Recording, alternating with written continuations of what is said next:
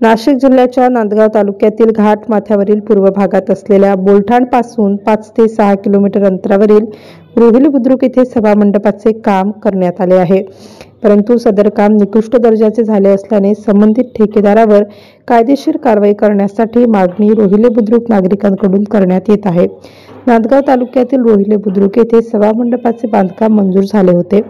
सदरचे काम सुरू असताना तेथील नागरिक व पदाधिकाऱ्यांनी चांगले काम करण्यासाठी ठेकेदारास सांगितले होते, पण नागरिकांना न जुमानता नांदगाव तालुक्याचे नवनिर्वाचित आमदार सुहास कांदे यांचे नाव दाखवून काम निकृष्ट दर्जाचे केले आहे।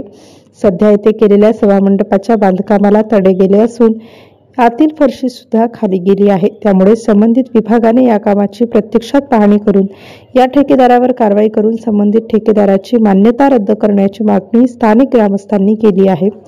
MCN न्यूज मराठी करिता मुक्ताराम बागुल, नांदगाव।